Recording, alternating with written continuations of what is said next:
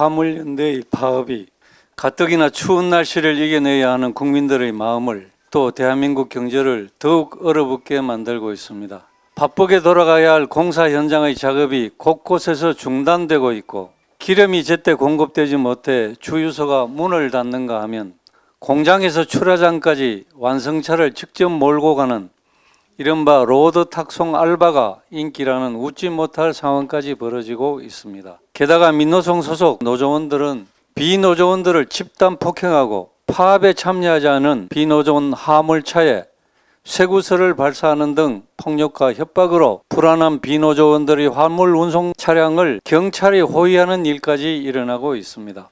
전체 노동자의 6%에 불과한 민노총은 대체 어느 나라 국민이기에 이토록 자신들의 이익을 위해 국민을 볼모로 잡고 또 무엇을 믿고 이토록 법 위에 군림하는 것처럼 행동하는 것입니까? 심지어 작년에는 한 택배 대리점 업주가 민노총 소속 노조원들의 업무방해 등 조직적인 괴롭힘을 견디다 못해 자살하는 일까지 벌어졌습니다. 그럼에도 문재인 정권은 촛불 청구서에 발목이 잡힌 채 수수방관하며 공권력에 대한 신뢰를 스스로 무너뜨렸고 법치국가에서 일반 국민이라면 상상도 할 수 없는 일들을 민노총이 버젓이 자행하도록 버려뒀습니다.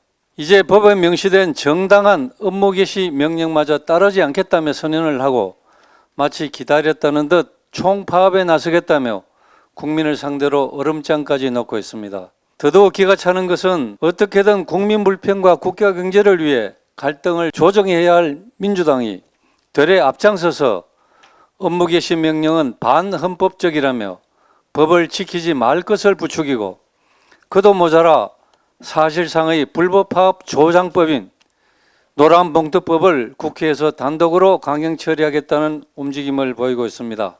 노란봉투법이 통과되면 민노총의 불법을 제어할 수 있는 마지막 장치까지 없어진다는 것을 민주당을 모르는 것입니까? 아니면 내서 모른 척하고 있는 것입니까? 다른 사람들의 고통은 아랑하지 않고 나만 살면 된다는 민노총의 떼법 정치 투정에 국민들은 이제 신물이 납니다.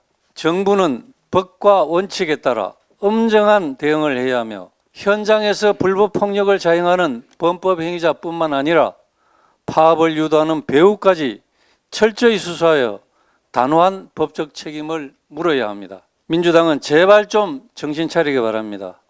화물연대는 물류를 멈추어 세상을 바꾸겠다라고 했습니다. 틀려도 한참 틀린 말입니다.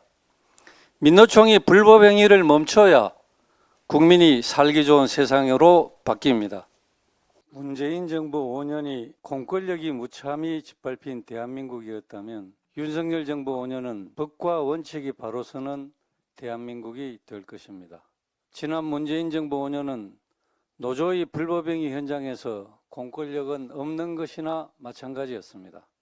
윤석열 정부의 경찰은 경찰답게 본연의 임무인 엄정한 법 집행을 해주길 기대하며 불법 행위에 대해서는 그 대상이 누구든 어디서든 반드시 그 책임을 지는 나라를 만들어야 합니다. 민노총의 국민을 인질로 한 불법 행위가 계속될수록 윤석열 정부의 흔들림 없는 원칙 대응이 국민의 큰 공감을 얻고 있습니다. 민노총이 안전운임제 3년 연장안을 거듭차고 거리로 나간 15일간 경제적 피해만 3조 5천억입니다. 민노총에 경고합니다. 나라 경제를 볼모로 정치 파업을 일삼고 법을 파괴하는 세력에 지지할 국민은 단 한 사람도 없습니다. 대화와 타협이라는 명분으로 불법의 면죄부를 주는 일은 다시는 없을 것입니다. 이번에는 국민과 함께 국민의 힘으로 노조의 떼법을 반드시 뿌리 뽑을 것입니다. 민노총에게는 출구 없는 조건 없는 복귀뿐이라는 것을 명심하기 바랍니다.